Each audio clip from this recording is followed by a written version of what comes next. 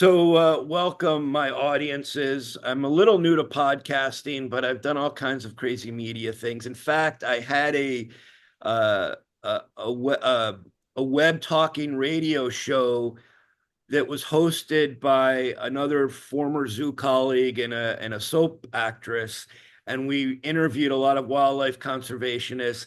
And actually, Christine Mott, who's joining me today, would be perfect for it because she brings a different perspective. And we had many people from the animal rights world on that show. We talked about wild horse management and things outside of the zoo world, but these are things that Christine is familiar with.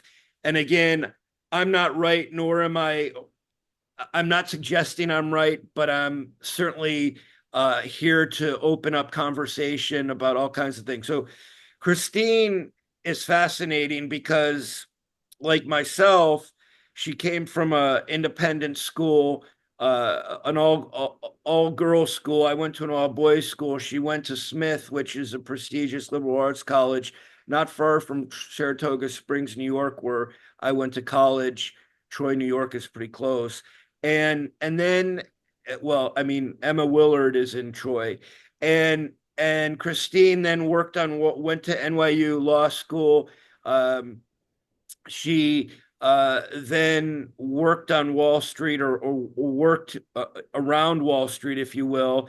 And so she's very versed on Wall Street, which is cutthroat and competitive, and then also has a background in commercial real estate, having worked with ICSC as general counsel. So, and correct me if I'm wrong, a bit of a rambling intro, but now she's dedicated much of her life to animal welfare and environmental causes, and she was very much involved with policy and animal law in New York City when she lived there. So I hope that was fair.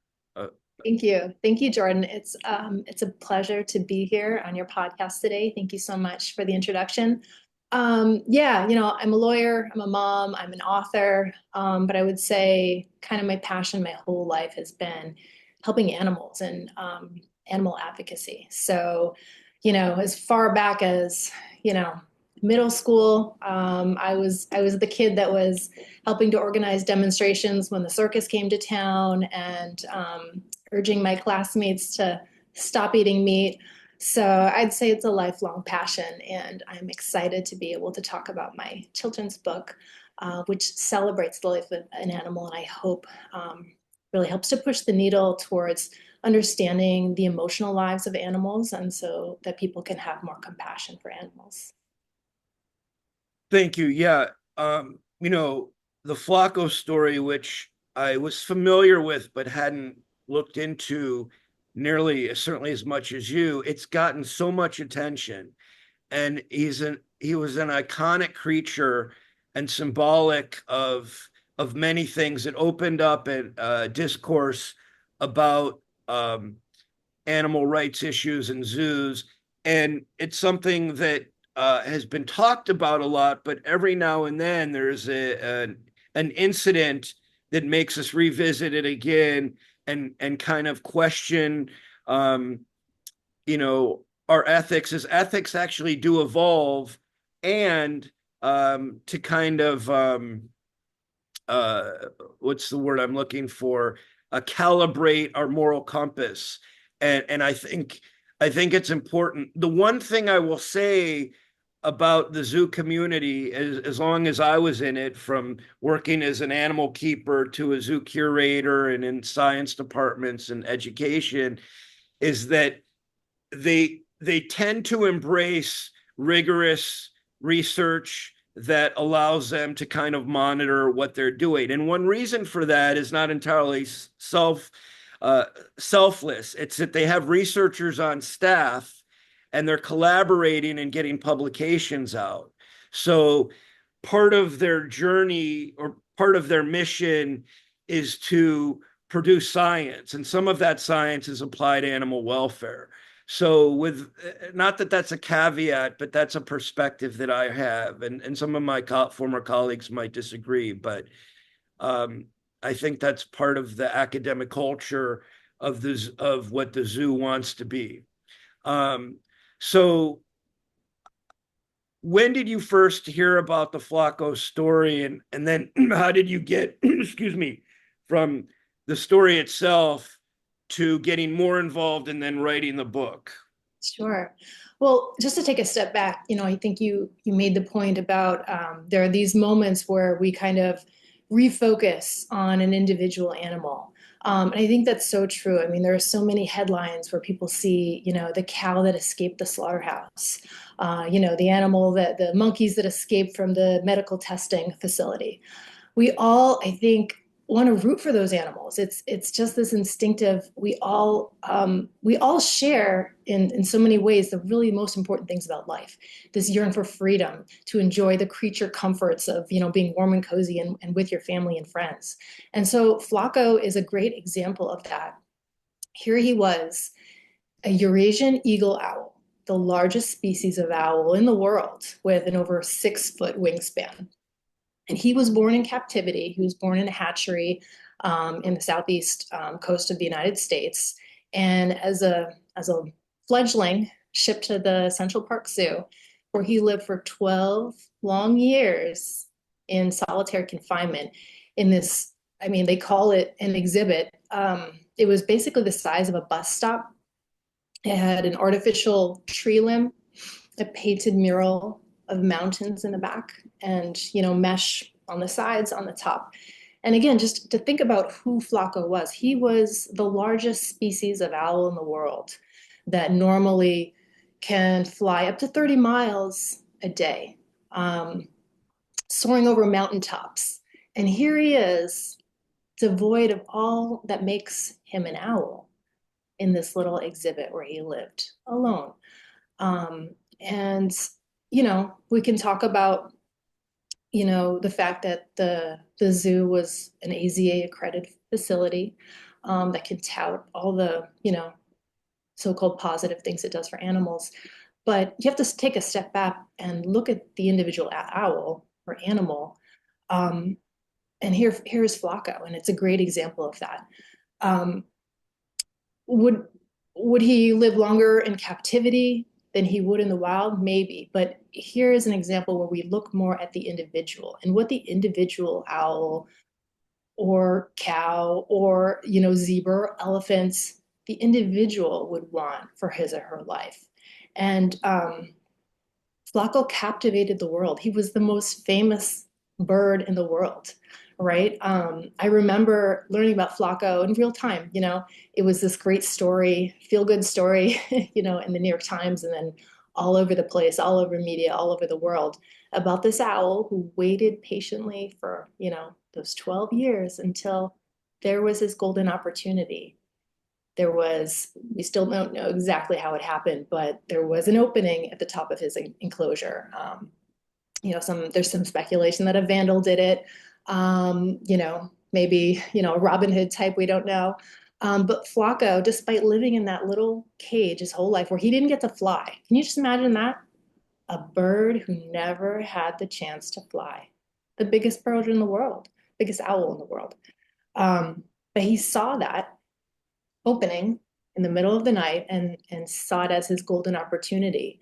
And he crawled out there and used his wings. I'm sure it took a little bit of trial and error to really learn how to fly, but he did those things. In the zoo, he never engaged in natural behaviors like hunting for food, so he didn't know how to feed himself. And that's something that he had to learn along the way too.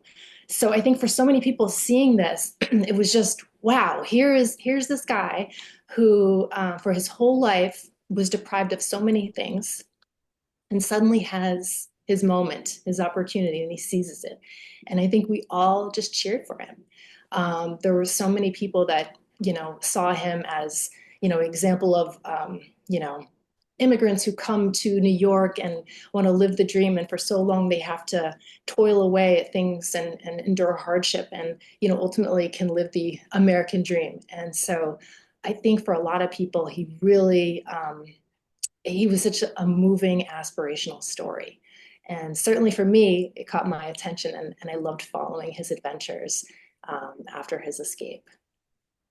Yeah, thank you. I mean, I think that I think that the unsung heroes, um, the people who root for underdogs, one of the things about zoos is that there's a big focus, at least the media will focus on zoos in terms of megafauna, the most charismatic megafauna.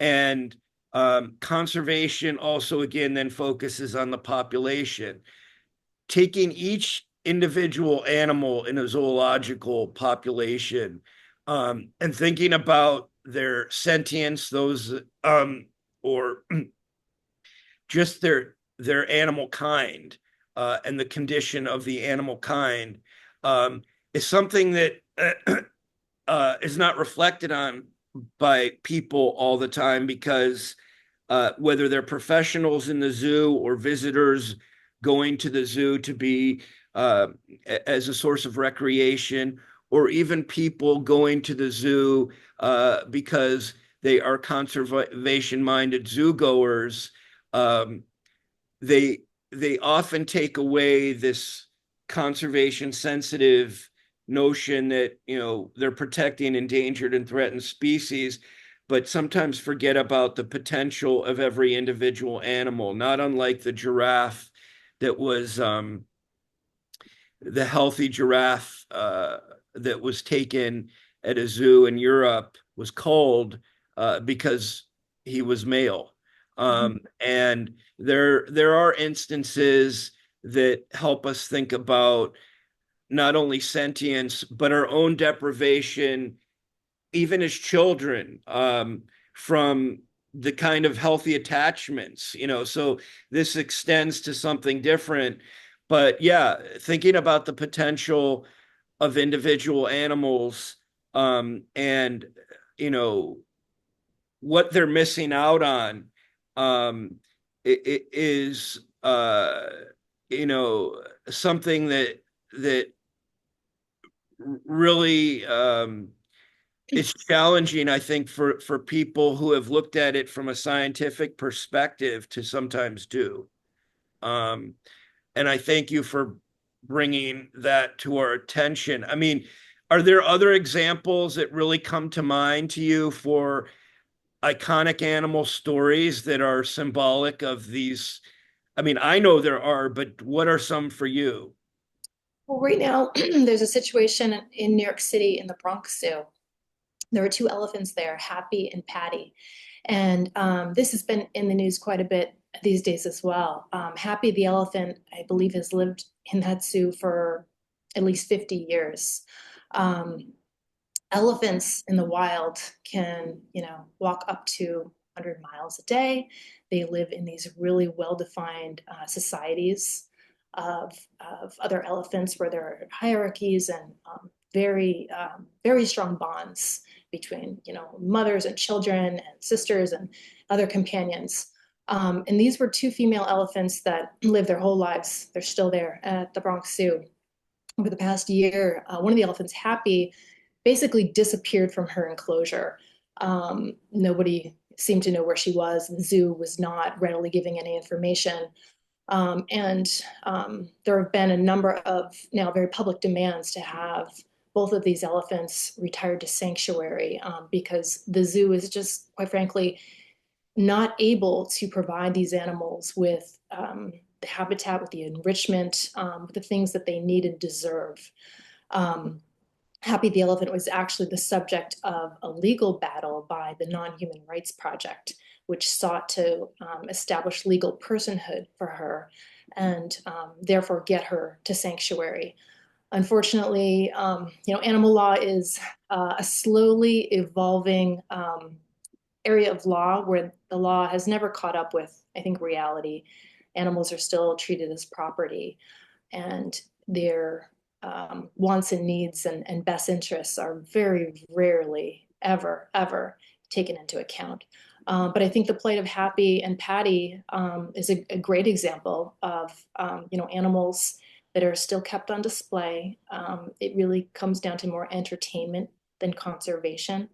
Um, I think that's a veil that I think many zoos hide behind, saying, well, we're engaging in conservation, we're helping all these species. I mean, if you take an animal like Flaco, his species is not an endangered species, designated as a very low risk um, species. And so you have to ask yourself, do the ends justify the means? What are we really doing here? If the goal is really and truly helping to preserve species, meaning to repopulate them, stop whatever's happening that's hurting the populations, whether it's poaching or environmental concerns, um, you know, what efforts are really being spent on that versus the entertainment component of these places, where so often the amount of space, designated to visitor parking is larger than many of the enclosures of these animals who, again, would travel, just hugely significant amounts of space in a day, but are deprived of all those normal and natural things. So to me, it's really, in an ideal world, would we have zoos? I hope we would all agree no, right? If the answer, if the reason for zoos is conservation and helping the animals, in an ideal world, we wouldn't have those problems and we don't need zoos. We don't live in an ideal world, and I recognize that there are situations around the world that have really threatened and endangered so many animal populations. But what I would challenge is, are there better ways to achieve those goals than, frankly, imprisoning certain animals for their entire lives in the name of helping the greater good? I think there was a great article that came out recently in the New York Times about pandas. And, you know, pandas are one of the, megafauna that I think that you mentioned that attract so many visitors and people are so excited about. And I'm sure they bring in a lot of money to these places. The zoos pay a lot of money to get these animals on loan from China. I think there's some lip service given to efforts to expand natural populations and things of that nature. But the truth is, if you actually look at the number of animals that are actually reintroduced, whether there's even an attempt to reintroduce, or if there is an attempt, whether that attempt was successful, the numbers are really, really low. So it just continues to beg the question, what is the purpose of these zoos? What are they really actually achieving? And there may be, a delta between what they're trying to achieve. Maybe there are these good intentions for some zoos. There are some zoos that are, maybe hanging on to that AZA accreditation, or maybe have lost it, and we can say those are the real bad actors. But even I think the best operating zoo on its best day really should be grappling with the underlying question: is, are we really doing what we say that we are doing? You can look at the multi-million-dollar salaries of, the guy who runs the San Diego Zoo or the San Francisco Zoo, and then compare that to how much money is spent on reintroduction efforts and things that actually are tangibly helping the species that they're claiming to help. Yeah, I mean that's been an ongoing argument in the article that I shared with you, a critical look at the future of zoos. Some of the things that I didn't talk about in that piece are some of the mitigating efforts on a small scale. You're talking at a big level, a high elevation, and there's absolutely nothing wrong with that. But for example, I worked at, I guess it would be classified more as a sanctuary, at an institution where the animals would be out of sight. For example, there was an enclosure that was 22 acres for grizzly bears, which is still not enough, quite frankly, obviously, for a grizzly bear. These were orphans. And people would come from Europe because they were coming to Alaska to visit. And they might not see the bears. They might actually get there and not see the bears because we did not mandate that the animals be Mhm. visible. They could do whatever they wanted, and sometimes they just miss it. And so part of what I've always been interested in is the messaging. If you shape the message around those animal welfare issues, you can ameliorate some of the things that we're talking about. Not everything. Again, I worked in zoos and have seen them made tremendous progress. Certainly not perfect, certainly not meeting all the requisites you're talking about and from an overarching ethical issue. But I saw unbelievable uh, changes. And so to me, that's kind of the perspective I come in the book. What did you try to do? What is your goal of the book? Uh, what was the premise of it? I read the book, and I know you're giving back to charity, but is there any underlying issue that you were really hoping to convey that maybe a reader may not pick up on, or your reasoning behind going through with the publication? Absolutely. So I think like thousands of people around the world, I was so touched by Flaco's story. And I think even more touched by the reaction that the public had. So I remember the New York Times basically did a eulogy for Flaco when he passed away. And there were such beautiful comments in the comment section of that article, hundreds and hundreds. And I remember reading through so many and tearing up because so many people were able to identify with Flaco, again, as an individual. And I think it also helped to challenge people who grew up going to zoos and, go to zoos because they love animals and want to help animals. It made them take a step back and say, what did Flaco want? What was best for Flaco? And to me, the book isn't just about Flaco. It's helping to have children and adults who are reading this identify with the plight of any animal, right? Going back to just the most basic, the golden rule: do unto others as you would have them do unto you. And I think people forget, because animals are so ubiquitous in our uses in society. We use them for food, for fiber, for testing, for entertainment. We use them for everything. Um, and lost in that is how the animal feels, what's happening, the pain, the suffering, the loss. And I think for children, kind of the connection to animals is really innate. And um, my hope is that the book really plants seeds of compassion for animals to help children and adults alike really put themselves in the shoes of an animal and see we're more alike than we are different, right? We all have the basic needs for, avoiding pain, avoiding suffering, wanting to feel good, wanting happiness, wanting love and socialization, having dreams that we want to achieve. And Flaco really symbolizes all of those things, because he really, I believe, felt them, as an owl that was forced to live in this artificial environment for so many years until finally he has this opportunity. And, he lived the best years of his life. Sure, he was still not in his natural environment. New York City is not the natural habitat of a Eurasian eagle owl, but it's certainly, I think, much better than living in an enclosure the size of a bus stop. Um, so I really hope that it helps kids identify with animals and realize that we really do have the same core needs and wants and desires.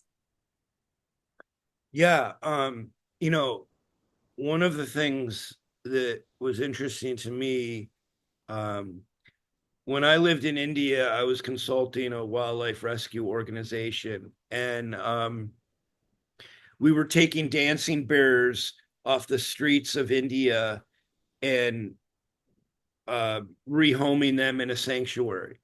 And what's interesting is the conservation biologist in me uh, is trained to think, okay, well, we need to offer these people an alternative livelihood so that the bears can then be in a better place.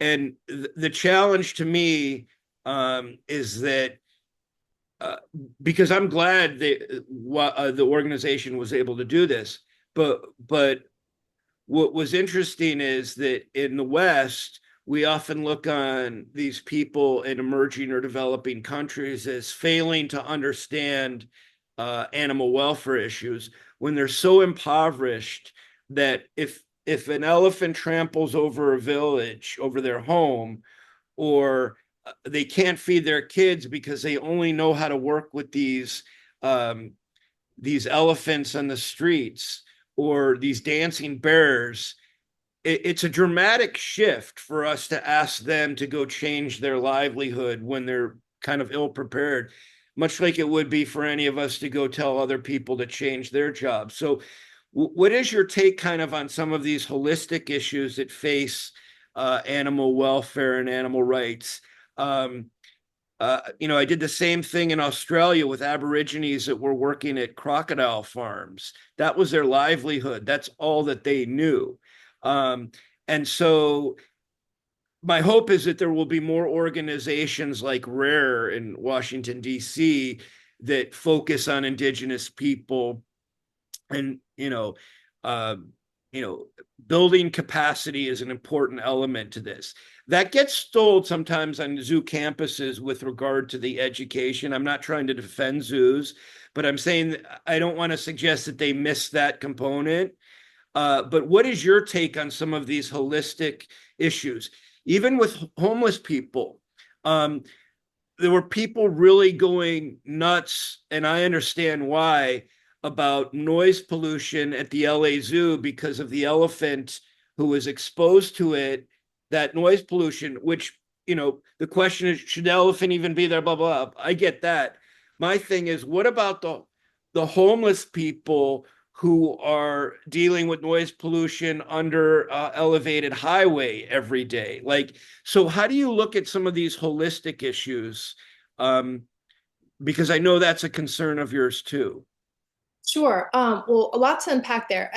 I would start by saying, what what is happening in these these discrete issues in indigenous communities, your example of the dancing bears or crocodile farms, things like that, that are happening in small instances versus we're talking about the industrialist complex of zoos and Right. services and the sea worlds of the world.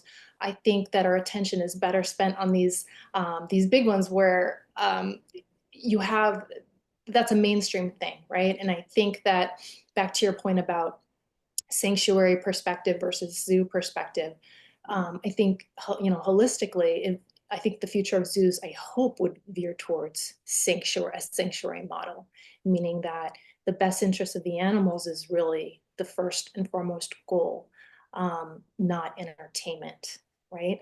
I would love to see that happen, and I think that's the best case scenario for all those animals that are unable to be, released into the wild that will need human assistance. I think that's the best model, and I hope we see that going forward.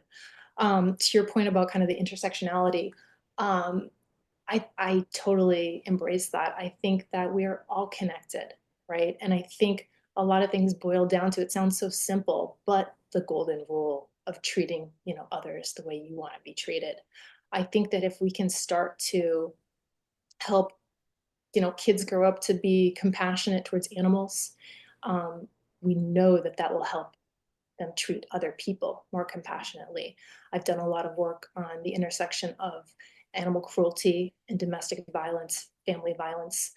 There are, it's a well-established body of research that shows that where those other types of abuses exist, domestic violence, child abuse, um, mass murderers, every single school shooter that we can have on record had a history of animal cruelty.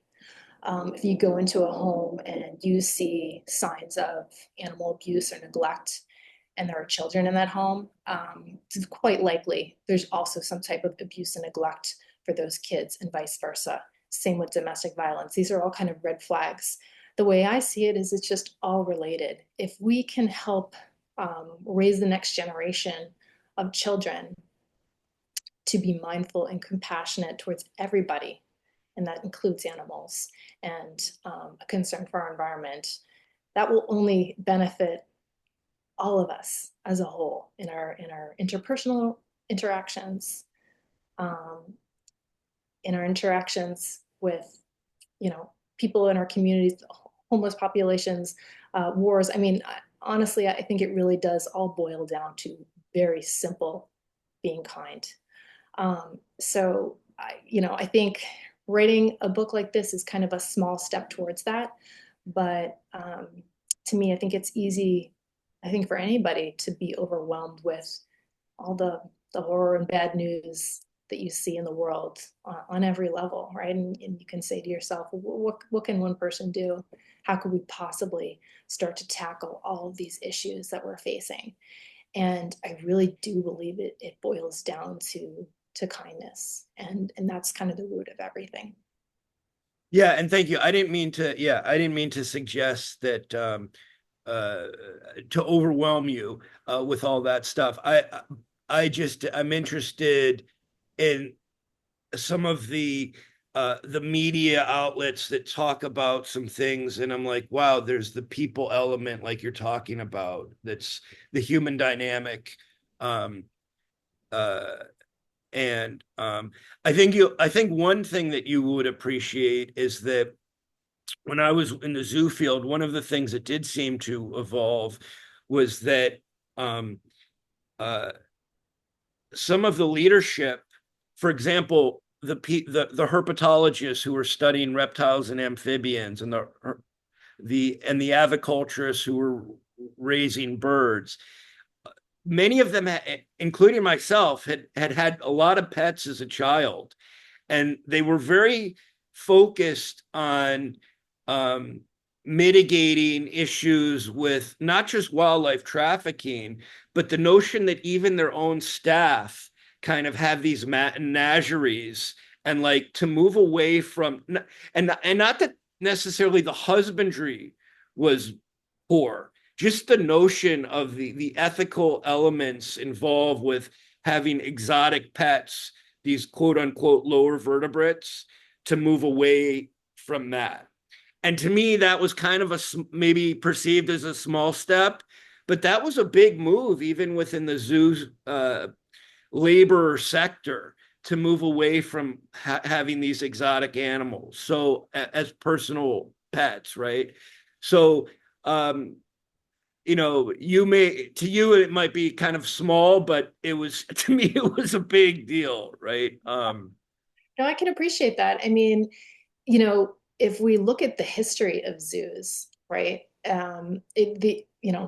Thousands of years ago, it was really wealthy, powerful people collecting animals as part of these menageries, right? It was curiosities. I am so powerful, I can have all these animals. Um, it was it was not for conservation purposes. It was for these personal, entertainment, pleasure. I think we slowly moved, into the 18th century into kind of zoos as we know them now, and it had a bit more of a science and conservation background. Then we have the explosion of things like circuses, right? And these kind of hybrids of, is it a zoo? Is it entertainment? The Sea Worlds and things like that, which by the way, I look up today and kind of scratched my head. SeaWorld is actually an AZA accredited facility. I would hope most people, that are listening today would draw a distinction between a SeaWorld and a zoo, well respected zoo. SeaWorld, in my opinion, serves no purpose other than to entertain people by exploiting these animals, these orcas who've been captured from the wild and taught to jump for their meals. Um, so I think it definitely should give one pause that the AZA is giving its stamp of approval to something like a SeaWorld, which is really a glorified circus, in addition to approving zoos. So I think we've come a long way, and as we've discussed, I think the move towards more of a hopefully a sanctuary model. But progress takes time, and I think it is about kind of changing hearts and minds, and that's where the change comes from. In order to get, I've definitely lobbied, for legislation relating to captive animals, and um, you always have to kind of change the understanding and hearts of people to really get that codified progress in the law. Um, so I think it is a slow a slow wheel that we're going to roll. But I'm my hope is that things like my book, um, and other people bringing to the attention, documentaries like Blackfish, and people really not just accepting what they see as this is just standard practice and this is the way it's going to be, people really wanting to improve on the situation for animals because we want to be working from their best interests again, rather than the old antiquated model of a collection of animals for the entertainment of the people, right? Yeah, one last thing I want to add is that, and you could be kind of pivotal in this if time accommodates. Years ago, I had been at the Budapest Zoo. The Budapest Zoo vets um, also are the vets for were the vets for the WSPA sanctuary outside of town. Mhm. And it inspired for me an opportunity to follow more of a European model. It isn't to say be more prolific in building zoo populations at all. It was to get zoos and sanctuaries and rescue centers to work together. So, and this might shock you, but at the LA Zoo, I hosted a workshop where we had Jill Robinson from Animals Asia, who's a big rescue person who rescues bears from the bile trade, uh, give a keynote talk. And then we had sanctuary people there and we had zoo people there because my thought was, why aren't we exchanging more information as captive resources? Um, the hybrid model can advance education for all of us. And, you know, that was solely focused on bears, but it could be done for all taxa. Again, I'm not in the field per se, but that was kind of the impetus for me to do that.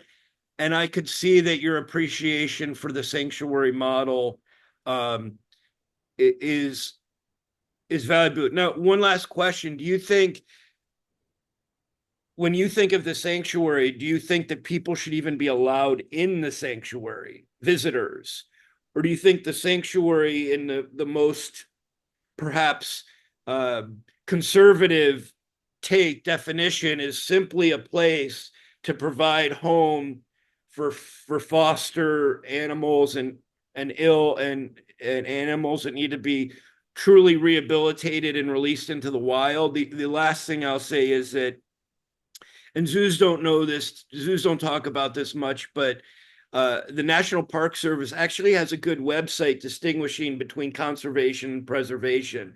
Preservation is really, for the audience, is, you know, providing, quite frankly, sanctuary for living animals that need human care.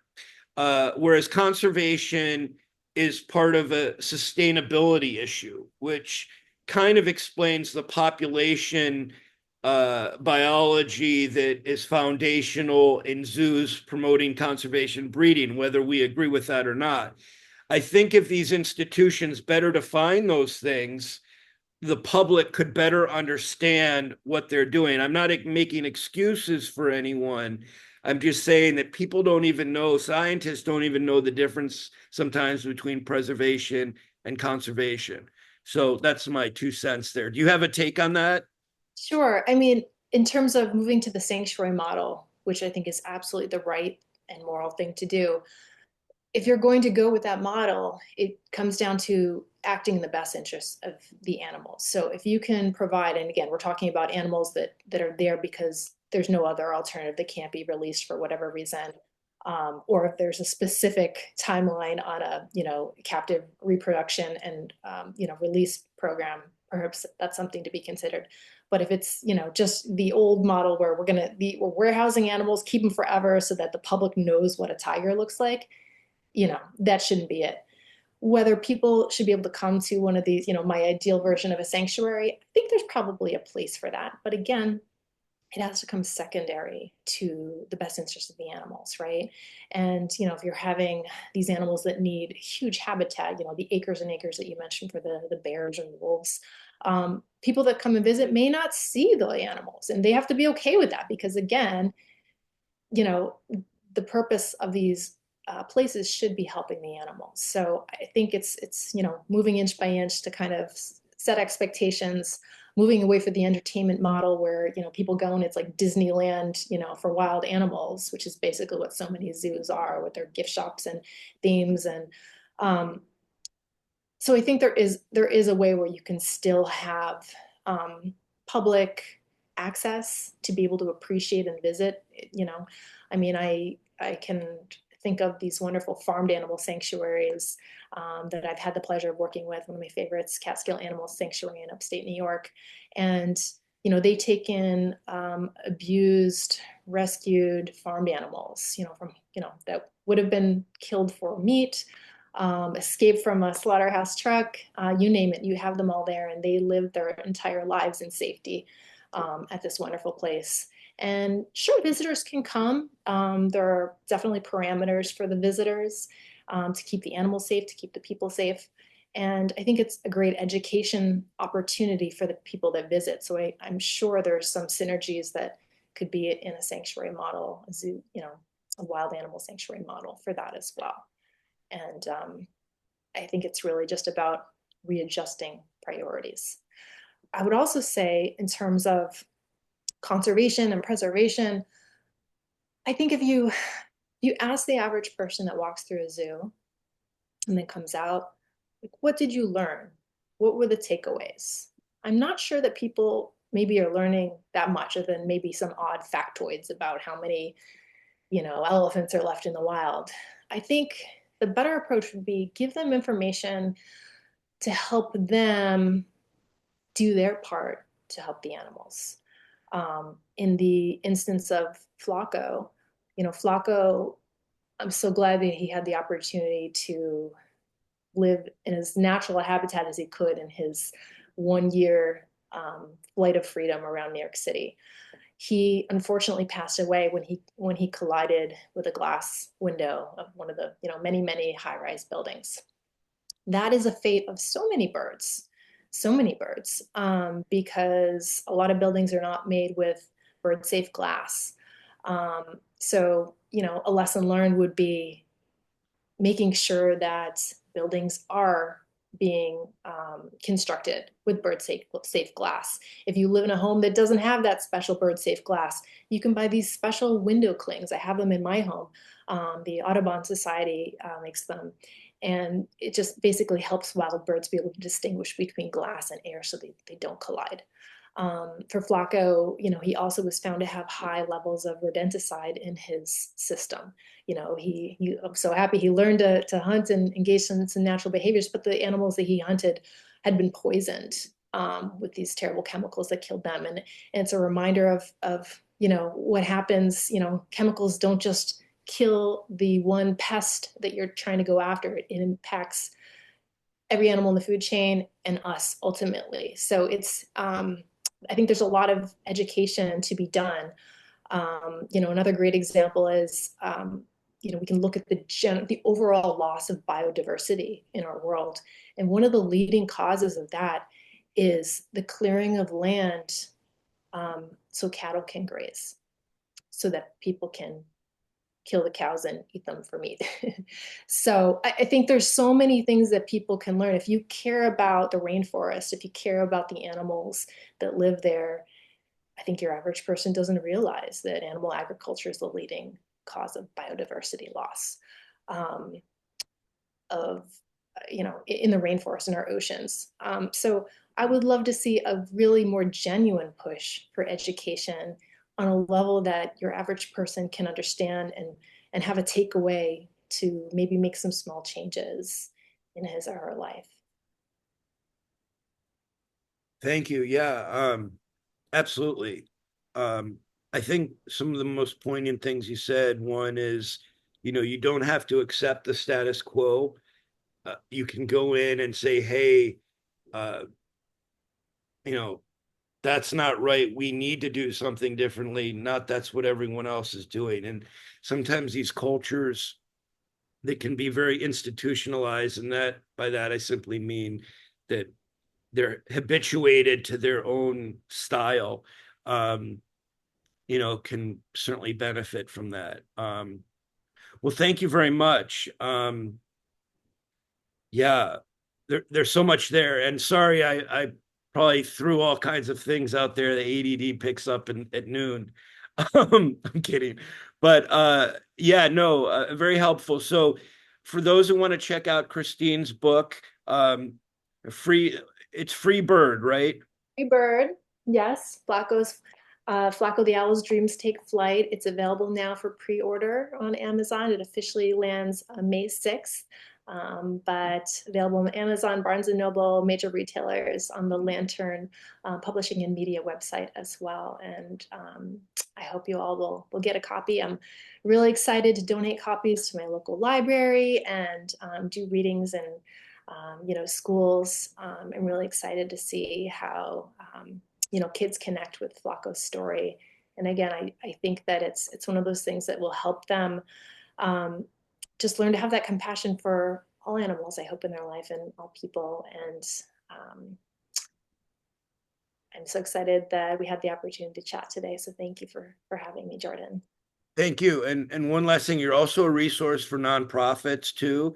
Uh, so okay, great. Yeah, so yes, that's one thing I'd love to plug too is I'm donating half the proceeds from this book to the Wild Bird Fund, which is a 501(c)(3) based in New York City, and they do amazing work in rescuing and rehabilitating birds and other small animals so that they can be re-released into New York City.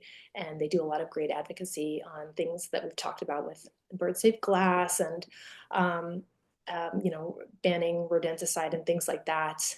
So they are just a wonderful organization, and I hope everybody can check them out and support them. Well, thank you so much. I really appreciate it, and I look forward to getting some updates from you on stuff that you're doing and see what I can do to help get the book out there. So Thank you so much. It's such a pleasure to chat with you. you're welcome. Thank you.